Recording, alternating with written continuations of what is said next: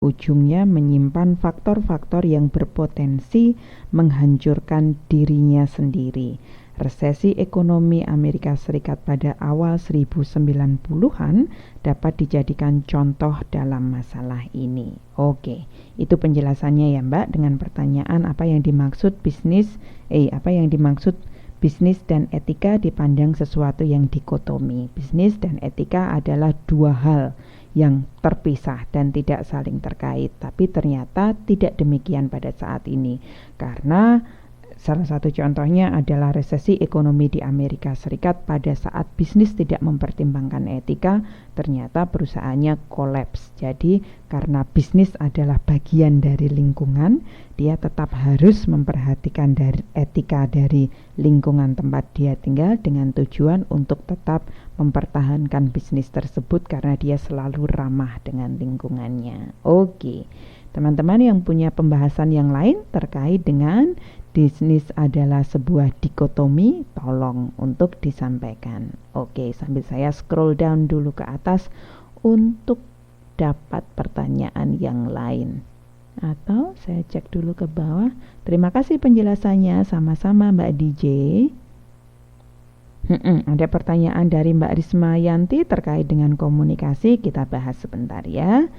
Baik, ada pertanyaan di atas masih terkait dengan etika adalah, Bu, masih terkait dengan etika. Oke, sebentar. Mbak Luh tadi ya, dan bisnis. Contohnya, kenapa rokok di Indonesia masih dijual bebas? Seperti dijual batangan. Tapi di sini di Taiwan kok tidak sama ya? Mungkin teman-teman sering menemukan ini dilema etika. Nah, ini mungkin dilematis begitu. Karena Indonesia adalah memiliki tanah yang sangat subur. Di beberapa wilayah kandungan tanahnya cocok sekali untuk dijadikan pertanian tembakau begitu, sehingga kemudian tembakau ini diolah menjadi bahan dasar dari rokok begitu, sehingga kemudian pabrik rokok di Indonesia juga masih ada. Pabrik rokoknya menyerap tenaga kerja yang banyak dan kemudian rokoknya juga dijual secara bebas, sehingga kalau dilihat dari unsur etis ini adalah memang ini adalah sesuatu yang etis karena memperkerjakan karyawan yang banyak, tapi juga menjadi tidak etis karena ternyata rokok tersebut tidak baik untuk kesehatan. Bagaimana kondisinya? Kenapa di Indonesia terjadi semacam itu? Well, inilah yang dinamakan etika, untuk mengatakan mana yang sebenarnya lebih beretika. Saya sendiri juga nggak bisa jawab nih dalam konteks ini, apakah kemudian yang beretika adalah tetap punya pertanian tembakau dan kemudian tetap punya pabrik rokok, karena itu kemudian menyejahterakan atau beretika yang baik kepada petani dan juga karyawannya, atau sebaiknya justru menutup pabrik rokok tersebut, karena kalau ditutup pabrik rokoknya maka kemudian produksi rokoknya turun, jadi kemudian nggak bisa dijual bebas di Indonesia. Mana yang beretika?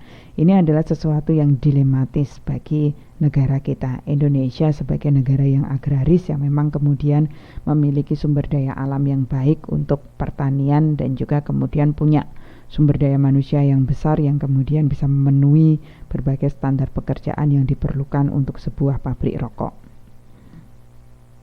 Yang bisa saya sampaikan adalah beberapa teman-teman yang kemudian membahas atau mengkaji mengenai produksi rokok dan juga tembakau di Indonesia mengatakan bahwa tembakau yang diproduksi di Indonesia itu tembakau yang berkualitas super, dan kemudian kadang yang digunakan di dalam proses produksi rokok yang ada di Indonesia itu hanyalah sisa-sisa dari tembakau saja, karena produk aslinya atau produk yang super ini justru lebih diutamakan untuk kepentingan ekspor, bukan untuk memenuhi kebutuhan dalam negeri yang ada di Indonesia.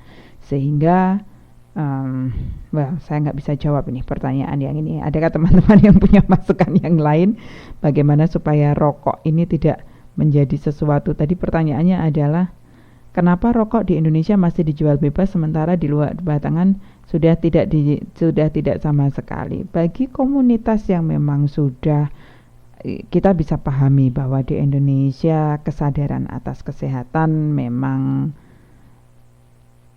belum relatif standar